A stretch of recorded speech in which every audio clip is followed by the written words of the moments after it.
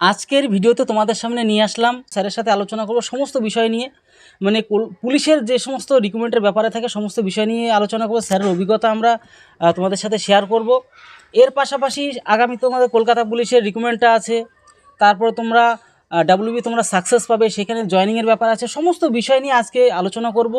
তো স্যার, আপনার বিষয়টা আপনি তুলে ধরুন যে যে আগামীতে যে সমস্ত বাংলার ছেলেমেয়েরা ডাব্লিউবি মানে ডাব্লিউবি তো হয়ে গেল, কেপি পরীক্ষাতে কি করে তারা মানে তাদের ধৈর্যটাকে রাখবে, সেই বিষয়টা আপনি একটু আলোচনা করুন। নমস্কার।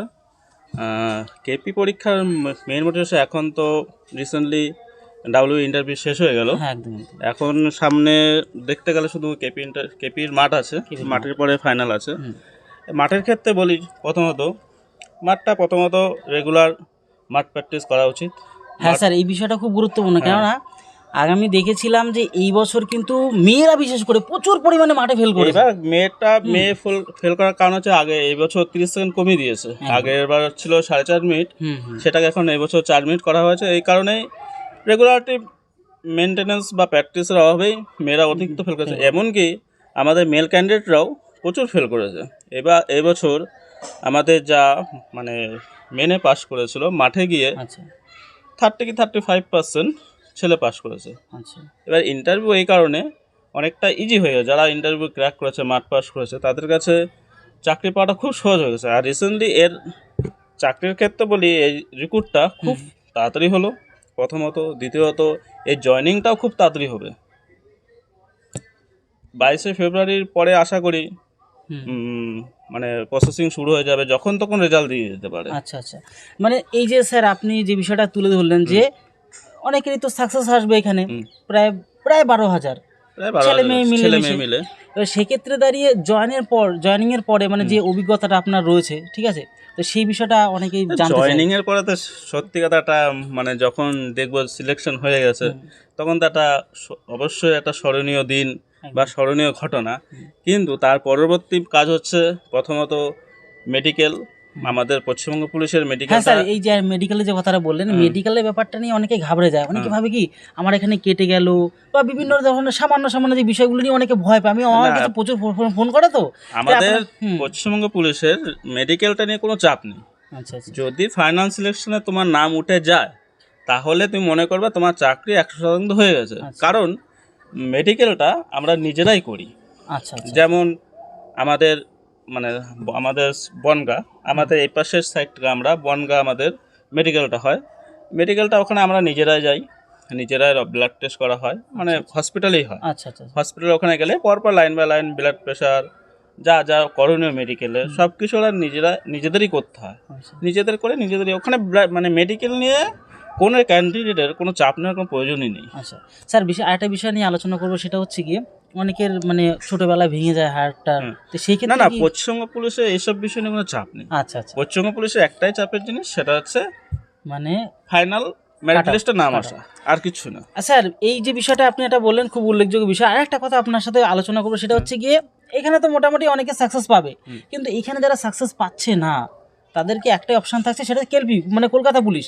তো সেক্ষেত্রে তারা অনেকে আমাকে তোমার প্রচুর সংখ্যক ফোন করে ভাই বোনরা। তো সেক্ষেত্রে আমার প্রত্যেকটা যে বাঙালি ভাই বোনরা যারা রয়েছে, তাদেরকে আপনি উদ্দেশ্য করে বলুন যে কি করে তারা মোটিভেটেড থাকবে, যেহেতু আপনিও স্ট্রাগল করেছিলেন। হ্যাঁ, আমি সেম জিনিস আমার ক্ষেত্রে হয়েছিল। আমার সাথে ছিল আমার এক্সাইজ কনস্টেবল ছিল, তার সাথে আমার ডাব্লিউবি কনস্টেবল ছিল। আমি এক্সাইজ কনস্টেবলে মেরিট লিস্টে বাদ যাই, তারপর আমি মোটিভেটেড হয়ে আমি ডাব্লিউবি কনস্টেবল মানে পরীক্ষাটা আরও ভালোভাবে দিই। তারপরে আমি গিয়ে ডাব্লিউবি কনস্টেবলের সাকসেসটা পেয়েছি। কিন্তু যখন মানে মেরিট লিস্ট থেকে নাম কাটলে অবশ্যই দুঃখ লাগে, ওটা তো কাউকে কিছু বলার নেই, যা হয় সেই ভালো করে বোঝে। আমার মতে ওটাকে মানে উপরে হয়ে মানে ওটা জিনিসটা বাদ দিয়ে নতুনভাবে আগিয়ে এসে, যেহেতু আমার কেপি আছে সেহেতু ডাব্লিউবির থেকে কেপির চাকরি অনেক ভালো। একটা নির্দিষ্ট এরিয়ায় নির্দিষ্ট প্রপার টাইম নিয়ে কাজটা হয়। আর ডাব্লিউবিতে কাজটা কি 24 আওয়ার, 24 ঘন্টায় কাজ। মানে যখন তখন আপনার ডাক পড়তে পারে, যখন তখন আপনি ছুটে যেতে পারে, সে রাতও হতে পারে দিনও হতে পারে। কিন্তু কেপিটা যারা ডাব্লিউবিতে ডাব্লিউবিতে চান্স পাননি, আমি মনে করি কেপিটা ভালো করে ফোকাস করুক। কারণ কেপিতে একটা প্রপার টাইম শিফটিং ডিউটি হয়। মর্নিং হলে সারাদিন ছুটি, ইভিনিং হলে ছুটি নাইট হলে নাইট, মানে 3 শিফটে ডিউটিটা হয়, 8 ঘন্টা তো 8 ঘন্টা, যা যে কোনো কিছু মানে ওয়ার্কিং টাইম থাকুক আপনার 8 ঘন্টা বেশি ডিউটিটা করতে হবে না। আর ইম্পর্টেন্ট কথা সেটা হচ্ছে একটা নির্দিষ্ট এরিয়া আপনি জবটা করবেন, কলকাতা তো কলকাতার মধ্যেই করবেন, বাইরে যেতে হবে না। আমাদের ক্ষেত্রে যেমন হয়, আমি এখন রিসেন্টলি নিউ জলপাইগুড়ি পোস্টিং আছি, নিউ জলপাইগুড়ি পোস্টিং আছি, মানে ওখান থেকে আমাকে কোনো সময় দার্জিলিংও যেতে হয়, কোনো সময় আবার মানে আলিপুরদুয়ারও যেতে হয়। কিন্তু আবার নেক্সট পোস্টিংয়ে আমি কোথায় যাব আমি নির্দিষ্ট কোথাও চাই না। কিন্তু কেপির ক্ষেত্রে সুযোগটা কি, আপনি কলকাতার মধ্যেই থাকবেন, আর কোথাও আপনাকে যেতে হবে না। হ্যাঁ স্যার, অনেকে না মানে আমাকে ফোন করে অনেকে কান্নাও করে ফেলে, যেটা বাস্তব কথা আপনার কাছে শেয়ার করছি। অনেক ভাই বোনরা রয়েছে তারা। এবার এক্ষেত্রে আপনারও তো একটা স্ট্রাগল, মানে অনেক কষ্ট করে এই জায়গাটা এসছেন, তো সেক্ষেত্রে সেই স্ট্রাগলটা যদি আপনার প্রত্যেকটা বাঙালি ভাই বোনদের কাছে শেয়ার করেন, তাহলে তারাও একটা মোটিভেটেড হবে, বিষয়টা আপনি তুলে ধরুন। স্ট্রাগলটা অ্যাকচুয়ালি কী বলতো, কেউ মানে আর্লি সাকসেস পেয়ে যায়, কেউ লেট সাকসেসটা পায়, কিন্তু ধরে রাখতে হবে। আমি নিজেই 2বার মেরিট লিস্ট থেকে বাদ গিয়ে 3য়বার মেরিট লিস্টে আমি সিলেক্ট হয়েছি, আমি ধরে রেখেছি বলেই জিনিসটা হয়েছে। আমি যদি সেই সময় মোটিভেটেডটা কেউ আমাকে না করতো বা কেউ আমাকে কিছু না বলতো, এই ক্ষেত্রে বন্ধু বান্ধব যাদের সাথে যারা মেলামেশা করে, মানে যাই গ্রুপটা পড়াশোনার গ্রুপটা, তার সেই গ্রুপে কেউ আগে বেরিয়ে যায়, কেউ পিছিয়ে পড়ে যায়। এর জন্য যারা থাকে তাদের সাথে আবার নতুন উদ্যোগে নিয়ে প্রিপারেশনটা নেওয়া উচিত আমি মনে করি। কারণ এই মানে এখন যা অবস্থা আসছে দিনকাল, চাকরি পাওয়াটা অবশ্যই একটা গোল্ডেন অপরচুনিটি। কারণ আমাদের ওয়েস্ট বেঙ্গলে কাজবাজের ক্ষেত্রে খুবই বাজার এমনি খারাপ, সেহেতু আমি মনে করি যখন এগিয়ে গেছি আর পিছনের কোনো মানে নেই। স্যার এক্ষেত্রে আপনাকে আরও একটা জিনিস মানে বলবো, ঠিক আছে, যে অনেকে চাইছে যে মানে নতুন বছরে নতুন একটা ভ্যাকান্সির ব্যাপারে এই আপডেটটা নিয়ে অনেকে চাইছে স্যার, এই বিষয়ে আপনার মতামতটা কি? আমার মতামত হচ্ছে, আমি মানে যতটুক জানি বা যতটুক জেনেছি সেই হিসাবেই বলছি। নতুন ভ্যাকান্সি বলতে দেখুন, আপনাদের এই রিসেন্টলি একটা ব্যাচ হলো, এই ব্যাচটা এই রিসেন্টলি ইন্টারভিউ শেষ হলো, এই কারণে এটা জয়েনিং হবে। আর আপাতত শোনা যাচ্ছে, মানে আমি এক্স্যাক্টলি বলছি না, শোনা যাচ্ছে যে মার্চ মাসের ফার্স্ট উইকে ভোটটা ডিক্লেয়ার হয়ে যাবে। হ্যাঁ একদম স্যার, ভোট ডিক্লেয়ার হলে আপাতত আর কোনো অফিসিয়াল ওয়ার্ক ক্লোজ হয়ে যায়। আচ্ছা, অফিসিয়াল ক্লোজ মানে আর কোনো কিছু ভ্যাকান্সি করা কোনো হয় না। যত সম্ভব আমার মনে হচ্ছে ভোটের পরেই হবে নতুন ভ্যাকান্সি, আর আপাতত ভোটের আগে আশা করাটা যাচ্ছে না। আচ্ছা, আরেকটা বিষয় আপনার সাথে শেয়ার করবো স্যার, মানে যে পরবর্তীকালে পাশ করার পরে অনেকে মানে আর কি ইন্টারভিউর জন্য প্রস্তুতি নেবে, কেন ইন্টারভিউটা অনেকটা ভাইটাল একটা জিনিস ম্যাটার করছে। তো সেই ক্ষেত্রে দাঁড়িয়ে ইন্টারভিউটা কি করে প্রস্তুতি নেবে বা পরবর্তী তাদের স্টেপটা কীরকম? ইন্টারভিউটা একটা দুটো দিক হতে পারে। একটা হচ্ছে যারা গ্রুপ স্টাডি করে তাদের মধ্যে একটা ইন্টারভিউ রেগুলারটি মেনটেন প্র্যাকটিস করে, যেটা আমরা করতাম। আমরা নিজেদের মধ্যেই ইন্টারভিউটা রেগুলার প্র্যাকটিস করতাম, নিজেরা নিতাম। আর একটা জিনিস করা যায়, সেটা হচ্ছে একটা যে কোনো একটা প্রফেসর, মানে যারা প্রফেশনাল আছে তাদের কাছে গিয়ে প্র্যাকটিক্যালি ইন্টারভিউটা নিলেও ভালো হয়। তাহলে কি হয়, কথা বলার ধরনটা বা প্রথমে ঢুকে যে অ্যাপিয়ারেন্সটা মেনটেন করতে হয় সেটা তাহলে ঠিকঠাক আসবে। আচ্ছা স্যার, মানে ডাব্লিউবি পরীক্ষা তো প্রায় শেষ, ইন্টারভিউ প্রায় শেষের পথে হয়ে গেল, এখন শুধু প্যানেলের অপেক্ষায় রয়েছি আমরা। এর পাশাপাশি আমরাও তো চাই যে বাংলার প্রত্যেকটা ভাই বোন মানে চাকরিটা পাক, সাকসেস পাক, সাকসেসের যে আনন্দটা সেটা অবশ্যই সবাই স্বাদটা ভোগ করুক। এবার এর পাশাপাশি আমরা কি মানে চেষ্টা করি যাতে তাদেরকে একটু হেল্প করে দেওয়া যায়, যতটা পারি আমরা হেল্প করি। তো সেক্ষেত্রে দাঁড়িয়ে ইন্টারভিউর যে প্রসেসটা রয়েছে সেক্ষেত্রে কি টাইপের প্রশ্ন মানে বেশি ধরে, বা আপনার যে অভিজ্ঞতা রয়েছে সেটা? মানে ইন্টারভিউ বলতে গেলে বেসিক্যালি কোনো নির্দিষ্ট প্রশ্ন তো হয় না, ওখানে আপনার পোশাক আশাক মানে আপনার নর্ম ভদ্রতাটাই মেন ফ্যাক্টর করে। আর যা কারোর সায়েন্স থাকে, কারোর আর্টস থাকে, এই সাবজেক্টিভ প্রশ্ন হয়।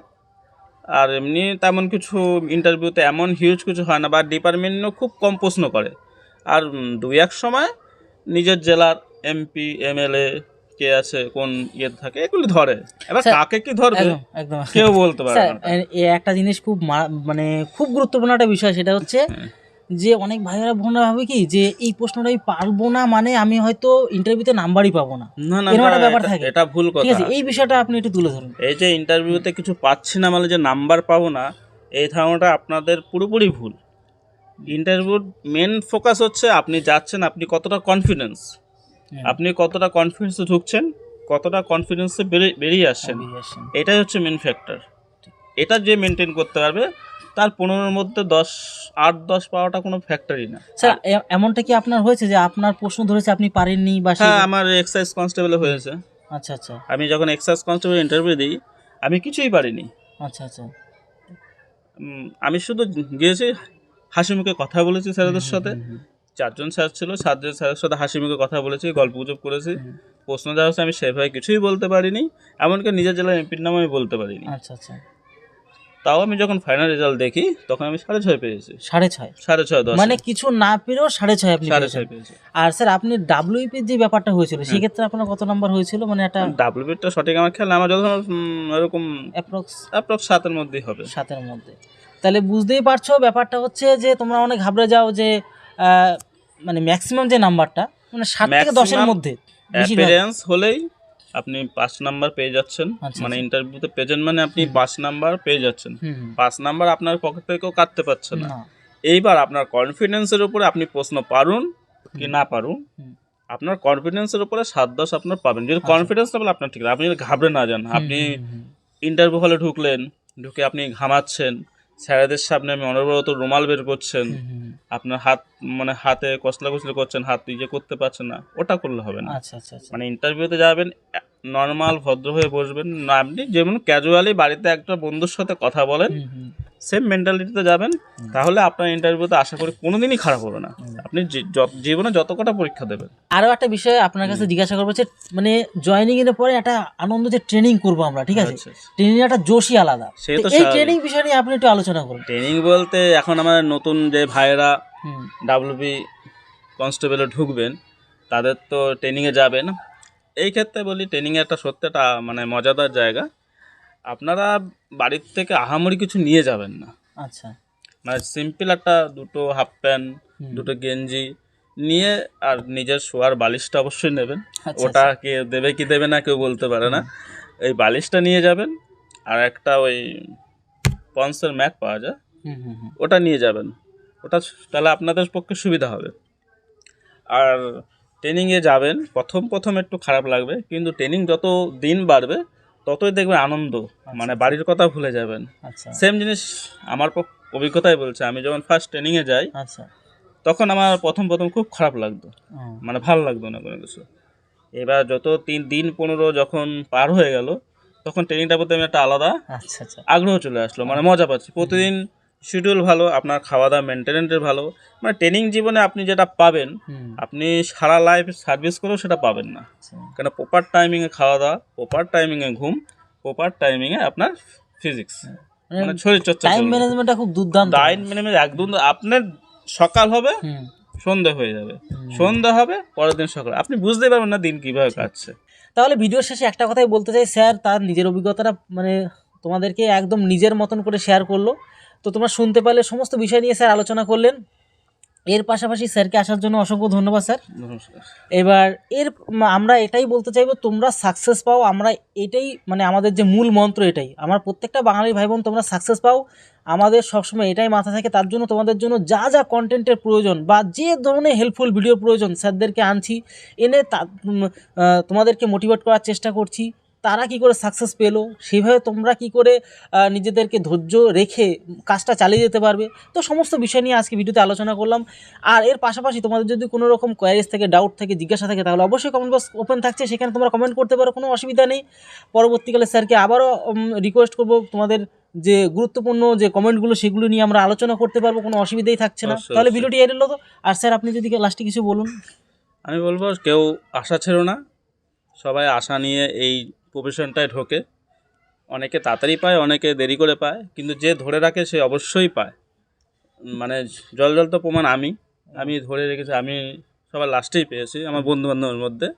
সেই জন্যই বলছি কেউ মানে এই লাইন যে ঢুকে গেছো সে বেরিও না, কারণ একটা চাকরি মানে অনেকটা ভাইটাল জিনিস, ভালো একটা ফ্যামিলি বেঁচে যায়। সেহেতু যারা যারা এই প্রফেশনে ঢুকে গেছো, যারা যারা প্যানেল থেকে বাদ যাচ্ছ, আমি বলবো নেক্সট অ্যান্ড আদার্স একটা ট্রাই অবশ্যই করো, চেষ্টা করে দেখো কি হচ্ছে। বয়স আছে যেহেতু, এখন একদম। বয়স বাড়িয়েছে তো সেহেতু আমার ট্রাই করতে কোনো ক্ষতি নেই। না একটা অন্য কাজ করতে গেলে তো তারও সেইটাও তো সময় একটা লাগবে। সেট আপ করতে হবে বা সময় লাগবে। সেহেতু আমি মনে করি আমি অনেকটা এগিয়ে গেছি, যেহেতু একটা ছেলে যদি মানে প্যানেল পর্যন্ত যেতে পারে, সে অনেকটা এগিয়ে গেছে। সে এগিয়ে গেছে। Bad luck bad luck. Panel থেকে বাদ গেলে। সেহেতু আমি বলছি হালটা ছেড়ো না, মানে লেগে থাকো, অবশ্যই হবে। তো এই টোটাল বিষয়ে তার পাশাপাশি তোমাদের তো ক্লাস দিতেই থাকছি, কোনো অসুবিধার কোনো কারণ নেই। তাহলে ভিডিওটি এলো, তত সময় পরিবারের সাথে ভালো থেকো, সুস্থ থেকো। জয় হিন্দ, জয় ভারত।